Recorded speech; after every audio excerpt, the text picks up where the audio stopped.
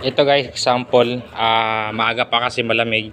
Lilinisin natin yung kulungan nila na hindi sila papaliguan. So gamit ang pressure wash.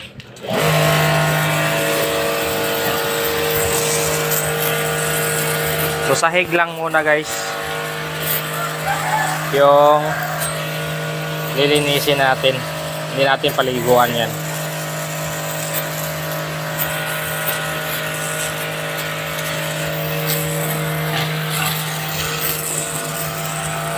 Nakapatong lang ako dito. Maganda talaga yung design na kapag sa inahin mababa yung ano, na nakapatong lang. Dito ka na sa taas, naglilinis, di na nahihirapan pumunta kung saan saan. Yan, marumi guys. Hindi ka muna papaliguan dahil malamig ang panahon. So ito guys, ang pagkakaalam ko sa sarili ko is 8 months na mahigit. Pero sa record hindi pala. So lagi ko sinasabi na mahalaga ang record. Kahit backyard lang tayo, dapat nililista natin. Tulad nito, sa isip ko is 8 months mahigit na. So I'm wrong. Kaya kalagahan ng naka-record. Ito example guys, papakita ko yung record nito simula nung pinanganak. Ilinisan muna natin yung bahay kasi marumi, pero hindi ko pinapaliguan yan guys. So nagkamali tayo ng bilang, buti na lang naka-record. So okay na, malinis na yung sahig yan, pero yung baboy medyo marumi pa. Hindi ko muna papaliguan. Yan, marumi pa sila guys. Pero yung sahig, wala na, malinis na.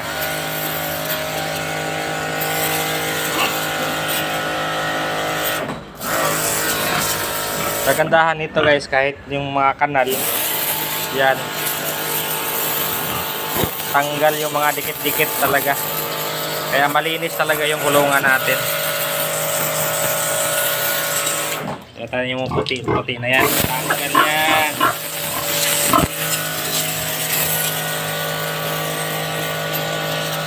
So hindi ko muna ipapaiya ito guys. Naglandi ito. Kala ko 8 months mahigit na eh. So okay na, malinis na.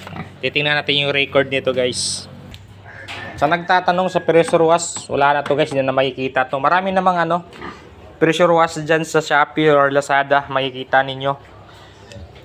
Pili na lang kayo kung ano yung trip ninyo na pressure wash.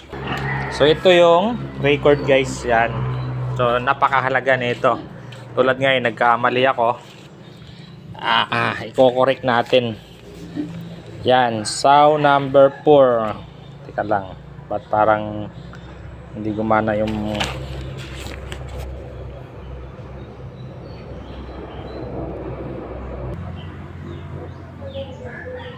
malabo man.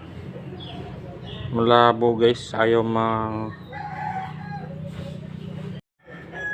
So ito yun guys. Ito yung record nila. So itong mga to guys, simula pinanganak ito, naka-update to, naka-record to. May mga video dyan, yung previous video. Naka-update to, yung mga procedure nito. Simula pinanganak po ito.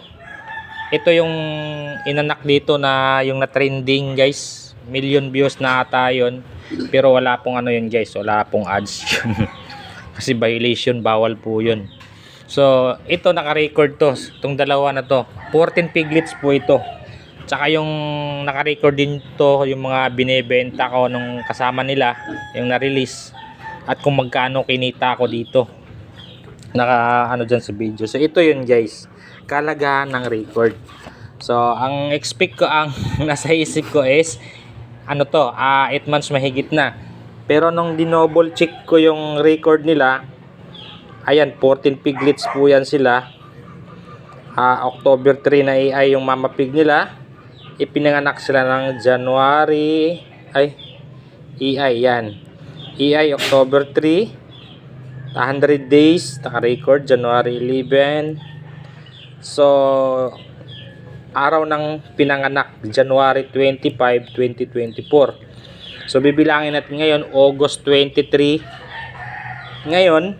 So mag 7 months pa lang sila ngayong August 25. So hindi ko pa, buti na lang guys may record tayo. Ayan. So minsan nakakalimot tayo. So example ito na napakahalaga ang record. Kahit isa, dalawa lang yung inahin ninyo guys. Lagi kong tinuturo po sa inyo na i-record po ninyo. Dahil minsan ang tao ay nagiging olyanin. Kaya ito naka-record po yan. Yan, 14 piglets yan. 14 yan sila magkakapatid. So 7 months hindi ko pa po sila ipa-AI pala guys. Pero naglandi na po yan, maaga naglandi. Yan. So yun lang guys, ang point dito is kung gaano kahalaga yung record. Yan, nagkamali kasi ako ng mga sa previous views ko. Ang sinasabi ko 8 months mahigit na. So magsi 7 months pa lang ngayong August 25. So masyadong bata pa, hindi ko pa ito naglandi ng 2 beses. Ayun, naglandi na ng 2 beses. So baka pwede na to sa 3 beses na paglalandi. So, titingnan natin pa rin. Para matagal natin i-AI na sa tamang edad, 8 months pataas dapat, para yung life ng mga inahin natin tatagal po talaga guys. Aabot ng na-experience ko, umabot ng 12 na anakan bago ko na-dispose yung inahin. So kadalasan nasa 6 to 8. Pero nakaabot ako ng 12 na parity. Kaya yun po yung purpose natin kung bakit matagal natin i-AI. Pansinin niyo yung mga alaga ninyo. Kapag 6 months, 7 months nyo pina-AI, madali lang ang buhay ng inahin. Nagkakaproblema po talaga. Base po yan sa experience ko. So kung maniwala kayo hindi, nasa inyo po yan. Basta yung experience ang the best na weapon mo pagdating sa ganito. So yun lang guys, mahalaga ang record. Kaya isulat nyo na kung kailan. Ayan, ito yung style ko sa pagsusulat. So number 4 kasi yung mama nila. Yan yung mama nila. So EI yan, i-record yung pag-EI, i-record yung kailan 100 days dahil yan ang araw ng pagpupurga at pag-change speed ng lactating. So due date yan 114 days plus 5 minus 5 yan guys ang normal para sa akin yung experience ko. So nanganak naman siya ng sakto 100